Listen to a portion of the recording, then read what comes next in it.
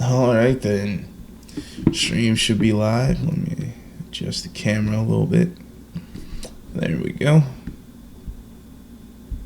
Think I'm ready to get started. Only thing is, I'm not exactly sure what I want to talk about first. I gotta decide that. Let's start off with the Masters.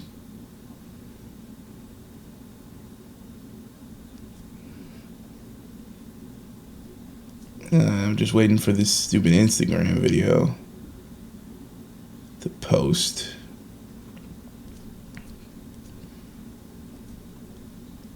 Announcing the stream.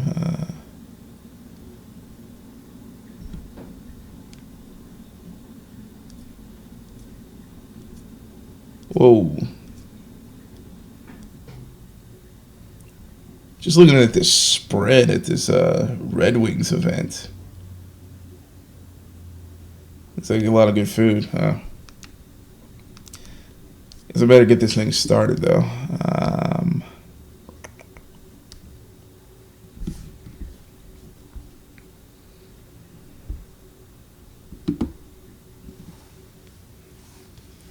You're listening to the Rex Sports Daily, your source for a fresh new take on all the latest headlines from the world of sports.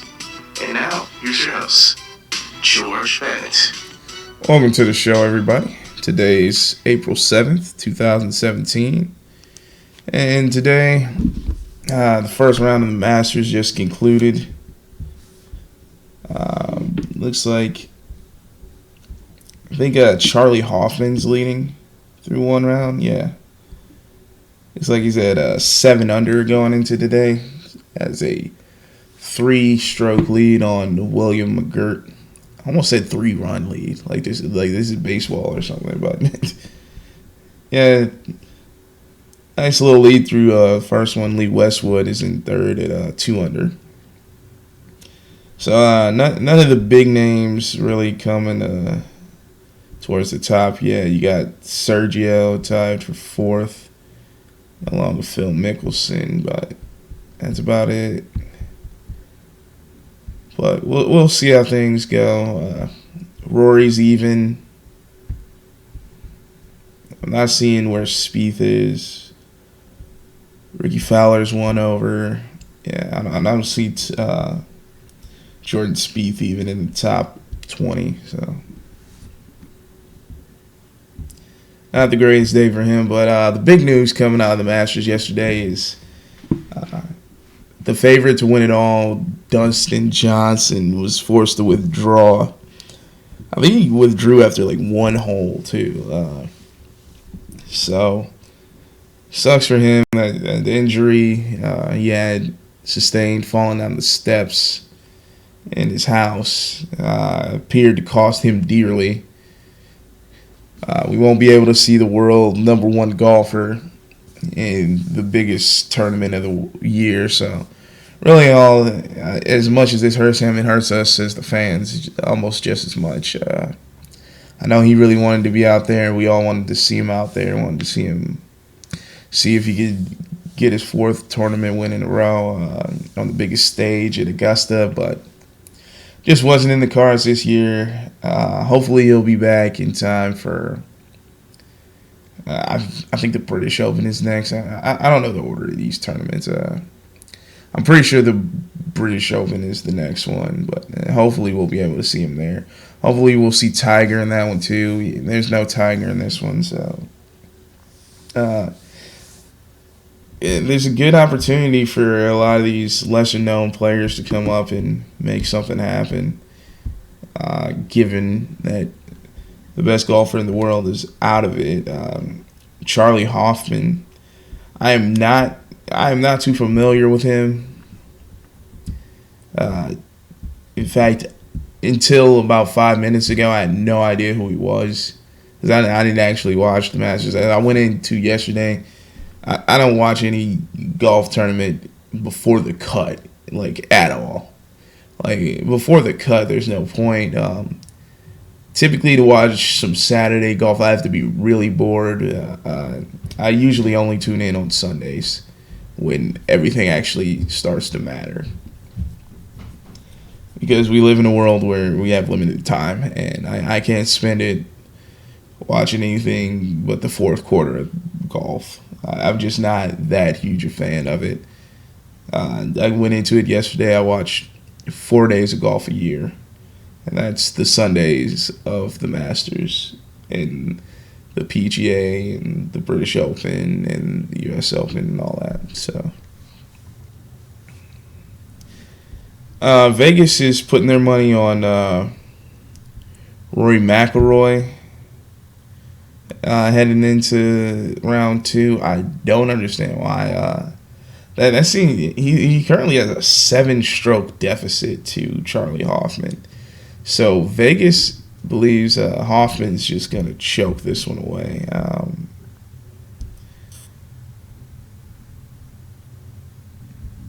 But like that would be quite the choke job to over 3 rounds just have Rory McIlroy storm back 7 strokes on Hoffman. It seems pretty unlikely to me. I think it would be much more likely that Lee Westwood would come back and take this one. I know he's a solid golfer, but like Justin Rose, Sergio, Phil, all of them have a lead over Rory at this point.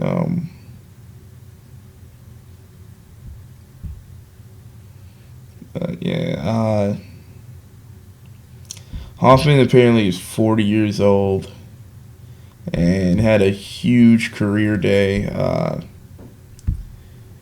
Jordan Spieth apparently had like a 5-stroke lead at one point in this and just like collapsed.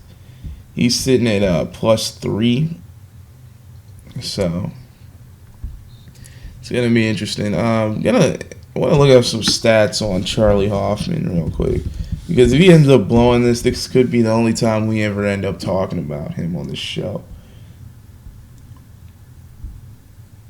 And to be leading the first day of the Masters, that's pretty impressive. Apparently his name is actually Charlie. It's not like Charles or anything, which that's kind of weird. He's from San Diego, California, lives in Vegas. Only 4 PGA Tour wins in his career. The highest he's ever finished in a major is tied for 9th 2 years ago. So he's not a stranger to strong outings at Augusta. But in every other major, he's never finished higher than 35th. So that's kind of a red flag. Professionally, he's only got 6 wins total. 2 of them coming in other tours other than the PGA. So he seems like one of just those guys out there like golfing. Like there's plenty of them. Only the hardcore golf fans know who they are, and I'm sure like hardcore golf fans know who this guy is. Like I said, he's got 4 PGA Tour wins, which is clearly 4 more than I have. So that's saying something at least. But will he be able to hold on? 3 strokes isn't like a commanding lead with 3 rounds to go. I mean, and William McGirt, I've never heard of him either. So we'll see. Going forward, it's going to be a very interesting weekend of golf. Like I said, I probably won't be tuning in until Sunday. But it sucks for Dustin Johnson. Got to watch out for those stairs, man. They'll get you every time. Here's an interesting story I just took a look at. Apparently, Jemima Sumgong from Kenya failed a drug test. And why is that significant? It's because she was a winner of the Olympic marathon. Tested positive for EPO, which I'm not exactly sure what that is. So let's take an opportunity to look that up, if we can even find it.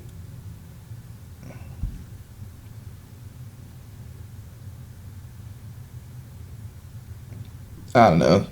It's erythropoietin. Yeah, this is getting way too sciencey. Yeah, I don't understand any of that. So yeah, just know it's some sort of banned substance by the IOC's governing body. Well, that's pretty big. That she's apparently the second marathon winner to test positive for EPO. So I'm starting to see a trend here. Clearly, there's some problem with marathon runners and this drug being in their systems. It's always a pretty big deal when someone gets stripped of medals like this. Last big one I can remember was Lance Armstrong. I know Marion Jones, stuff happened with her. This comes just, what are we, like 6 months removed, or 7 maybe, from the Olympics? Hard to believe it would take this long, but stuff like this happens. And good to see them coming down on the cheating and whatnot. Can't be cheating out here. But another thing, apparently the Patriots, I talked about it in great detail yesterday. Apparently, they're no longer interested in Richard Sherman. I don't know what really changed. Maybe the asking price was too high. Maybe they realized, like, why are we trying to get rid of Malcolm Butler so badly?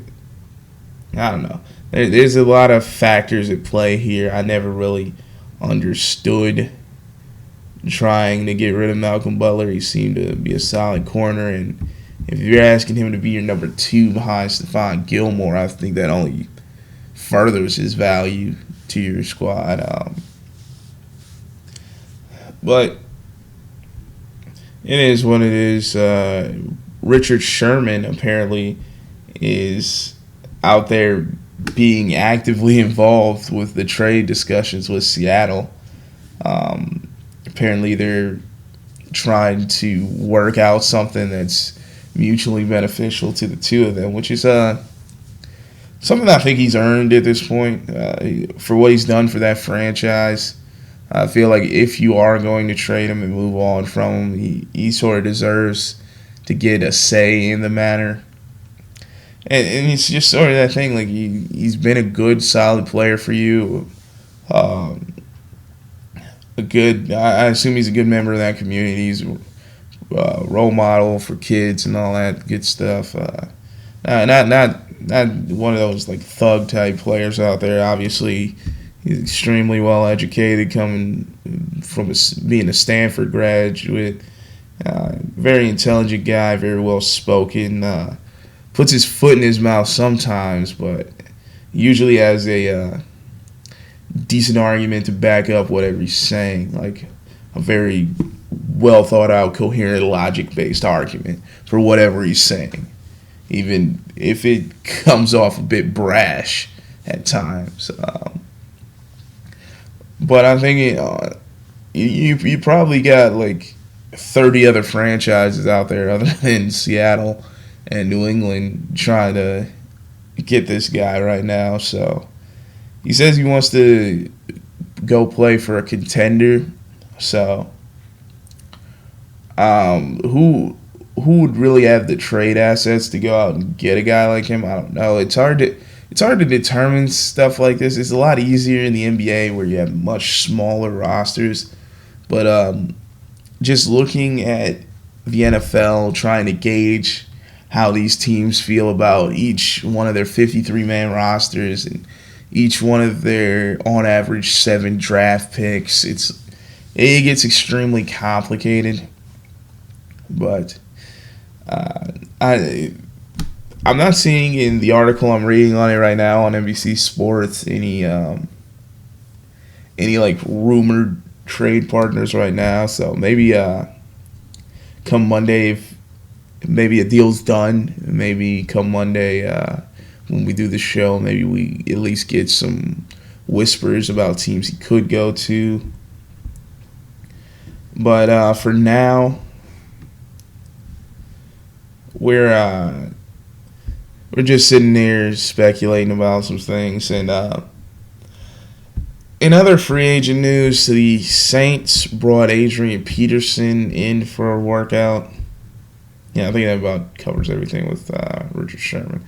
But yeah, the Saints apparently brought Adrian Peterson in for a workout. I don't necessarily like that fit. Adrian Peterson, you want to see him go to a title contender because he's clearly the best running back of this era, and he led the league in rushing not even like a year and a half ago. And he's older, I get that, but he doesn't, due to him having his season ended, I think 3 times early. There was the suspension ended season, and 2 seasons ended due to injury. He doesn't have as much wear and tear on the tires as a lot of running backs that would be his age. So you're going to get, I think, another solid 2 years out of him should you sign him. I think at minimum, the 2017 season, he's going to be one of the top running backs, provided he can stay healthy. And by all accounts, he's healthy. It was thought he would, had the Vikings made the playoffs, he would have been playing. It was because the Vikings fell off towards the end of the last year. They didn't risk it with him. So by all accounts, he should be ready to go for full OTAs, training camp, preseason, the whole 9, and certainly by regular season time. But I don't understand the Saints. I don't see the Saints being a title contender this season. You got Drew Brees, who any year now, between Drew Brees and Tom Brady, any year now we could see that huge fall off that we saw from Peyton Manning his last season. I know Peyton Manning, his was mostly due to his inability to come back from injuries, but Drew Brees, the clock's ticking on him. So I think this could possibly be the year we see the huge fall off for him. I'm not going to go out there and call it because I'm not going to go out there and bet against Drew Brees, but I'm not going to be taking him in a lot of fantasy drafts unless I can get him for the right price. But if you're Adrian Peterson, I thought the Patriots would have been a good fit because they need sort of a back with a little more power since they're losing LeGarrette Blount. I thought the Giants were a good fit because Paul Perkins wasn't setting the world on fire as a rookie last season. You get Adrian Peterson in there, maybe with that, what is possibly the best receiving core in the NFL. What was possibly the best receiving core in the NFL before they let go of Victor Cruz. With Sterling Shepard and Odell Beckham Jr. on the outside, you could have made something happen there. And Eli, obviously, he has the 2 Super Bowl rings. That counts for something, I guess. Easily the worst quarterback to ever win 2 Super Bowls, but I would love to have that title. I'm not the worst quarterback to ever win 2 Super Bowls, and I wish I was. So. Can't hate on Eli too much. And that defense, they spent a lot of money on that defense last offseason, and towards the end of the year, it started to get it done for them. But yeah, I think we could see Adrian Peterson in a Saints uniform next year. I wouldn't necessarily love it. I don't think it makes that team too much better than they are. I mean, you already got Mark Ingram in there and a couple solid backups behind him. I think, I don't know, maybe Adrian Peterson's looking to be a number 2 back somewhere. Maybe that's the case. I don't know. But I don't necessarily agree with that tactic. I think he still could easily be a number 1, especially since you got teams like the Raiders out there looking for Marshawn Lynch to come back. And by all accounts, it was always Adrian Peterson 1 and Marshawn Lynch 2 in terms of great running backs in this league. I know they came into the league together way back in that draft where Oakland just crapped the bed and took freaking Jamarcus Russell first overall, passing on Calvin Johnson. That was such a good draft. You had Patrick Willis in there too. It was a good draft though. Not if you're a Raiders fan though. But hey, Lonzo Ball, apparently taking a cue from his father and just talking way too much. He's coming out and saying he'd rather be a Laker than go number 1 overall in the draft. I personally don't think he has to worry about either of those things because this guy is not as good as the hype would want someone to believe. He's just not that good. Like, I'm not going to say he has no potential to be like a perennial all-star, but there are so many things to pick apart from his game. First of all, he came out of high school as a big-time scorer. We didn't see that level of scoring out of him when he got to college. He sort of changed his game up and became more of a floor general. So that's his plus. He can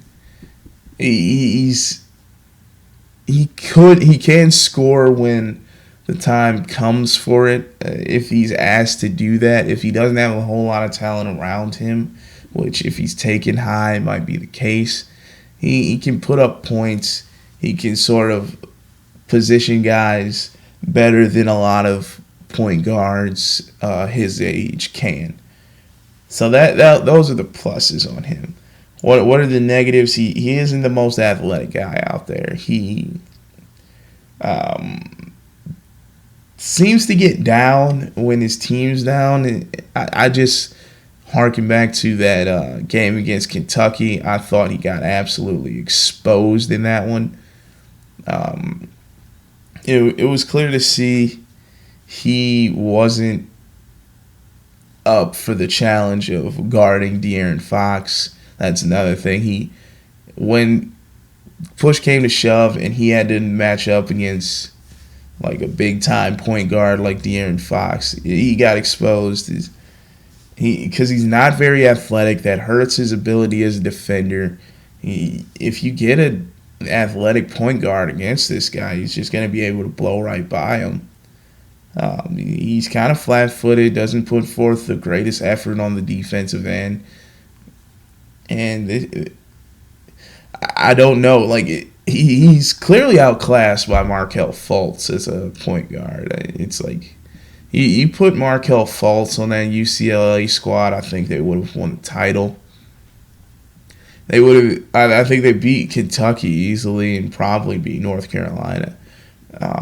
Because I think Markelle Fultz is that good. You're probably going to see him, despite not even making the tournament and not even having the greatest season. The potential for Markelle Fultz is just so much higher. Your ceiling for him is so much higher. Lonzo Ball, I think, at best, is like a guy who could make a couple All-Star games, maybe. And I think that's a long shot of him doing that. I think you might see him be a Ricky Rubio type when it's all said and done. But in addition to that, you got De'Aaron Fox, who I think is probably the second best point guard in this draft, and you also got Dennis Smith Jr. So you got a very deep point guard class. This is a very deep draft class in general. You got a guy like Harry Giles, who a lot of people thought would be the first overall pick. Obviously, he can't stay healthy. He's slid down. But you got a guy like him who I think is a way better talent than Lonzo Ball. You could see him slide down into the 20s. And that's just a reality. This is a deep draft. You just had Bam Adebayo come out and declare for the draft. You still got a Malik Monk, a Josh Jackson. You got all these guys, and the Lakers more than likely will be picking number 2 or 3. I think worst case scenario for Lakers fans, you're picking at 4, and I don't see them pulling the trigger on Lonzo Ball unless they're just trying to sell tickets, which you're the Lakers. You don't need to make that kind of move. You have that luxury that you're going to fill those seats and you're going to have Jack Nicholson out there in the front row yelling. You have that luxury to – you probably, if you're the Lakers, get a sort of a pass for another year or two. I think at least the next season to be bad. I think maybe it starts to catch up to you if you're not good by the 2018-2019 season. But I don't think you need to pull the trigger on a guy who's clearly doesn't have the same level of talent as a lot of these other guys out there just to make a big splash. And LeVar Ball, God, just dear God, like, he's just trying to make headlines at this point. He's quickly becoming the Donald Trump of basketball at this point. And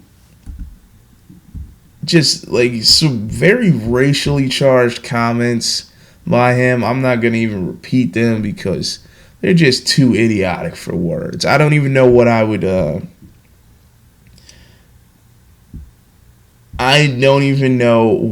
even say about it because it's just that dumb. It's just that dumb. If you want to look it up, just Google LeVar Ball. But I'm not going to get into this and waste your time and everybody and my own with this just utter nonsense that he's spewing. But anyway, Fox Sports, they're who I go to for all my clickbaity article title needs. Because they had some great titles to their articles, and they have some interesting think pieces. And when it comes to just written content, and I was looking at this one article, and I wanted to just like skim through it real quick before we wrap things up. 5 NBA teams that will shock you next season for better or worse. So we're already looking towards next season. They list the Milwaukee Bucks at trending upward, Los Angeles Lakers trending upward, Oklahoma City Thunder trending downward, Philadelphia 76ers trending upward, and the Cleveland Cavaliers trending downward. Now, I think they could be dead on with the Cavs. I think the pick of the Bucks, Sixers, and Lakers, I think those are pretty obvious. I don't think the Lakers have shock potential, quite frankly.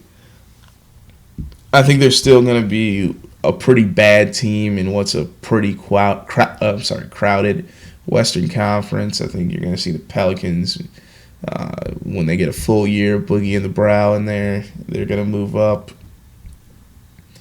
You're gonna see teams like, I don't know, who else? Phoenix. Phoenix, I think, is gonna rise. No pun intended there. But Devin Booker and Marcus Chris and whoever they get in the draft, that's gonna create a pretty formidable like trio of great young talent. I think it's obvious Milwaukee's going to be a lot better next year. Giannis and Antetokounmpo. You got guys like Chris Middleton, people like that in there. And there's so many teams that are going to, I think, get worse. The Raptors, especially if you don't re-sign Kyle Lowry, I don't see them. I think their window is closed already. They just got unfortunate that the Cavs were so good and formed their big three at the same time. They had their window. The Wizards, I don't see anything that's going to make the Wizards any better next season.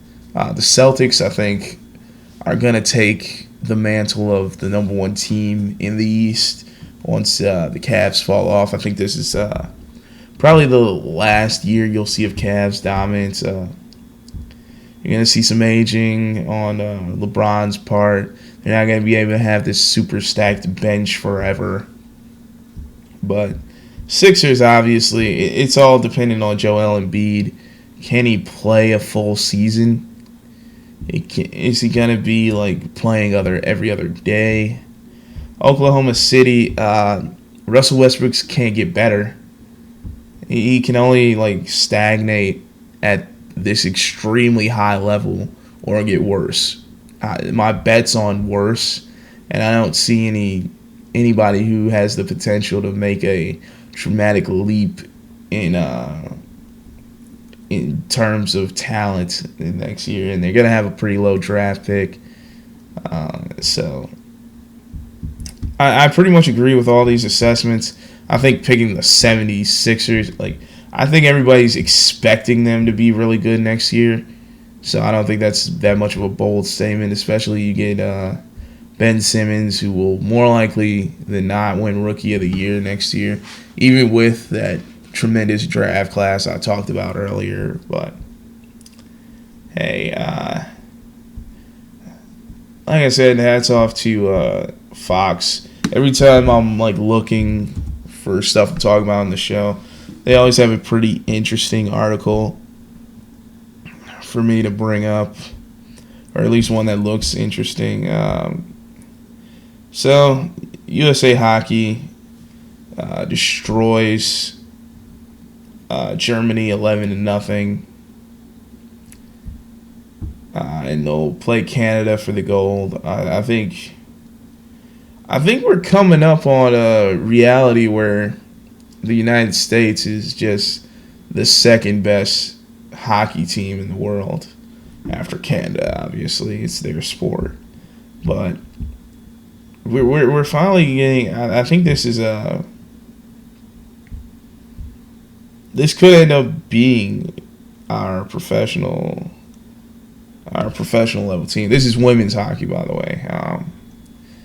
But I think in terms of men and women's, we're sort of positioning ourselves to be sort of the number 2 country in terms of hockey.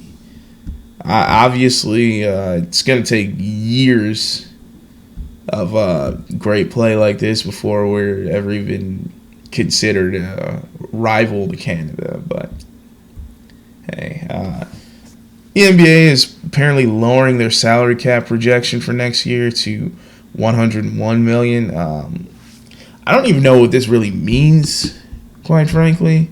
I don't know. Are they not pulling in the same revenue that they thought they might be? Are they lowering revenue projections?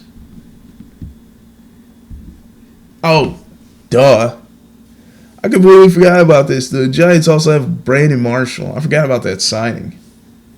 So, that was a bit of a brain fart by me earlier. But back to the NBA salary cap.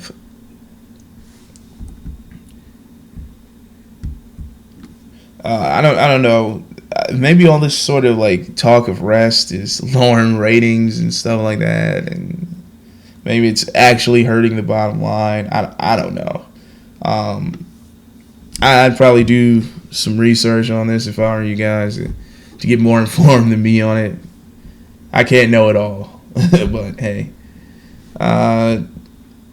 Last couple things coming out of the NFL. Apparently, David Johnson wants 30 touches per game.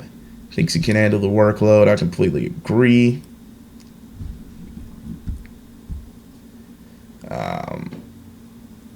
Sheldon Richardson apparently is trying to work out a deal with the Jets.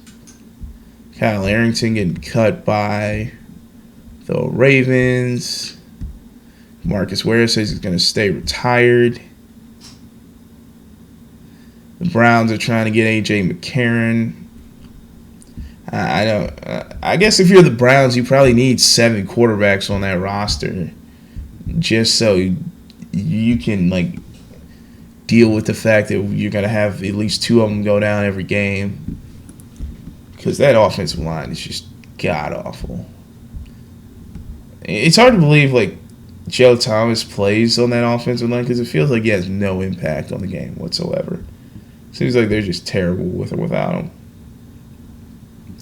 And in tabloid news, apparently Aaron Rodgers and Olivia Munn broke up. Yeah, I don't really care. But just in case you do, there you go. Tim Tebow hit a home run. Good for him, I guess. I don't know.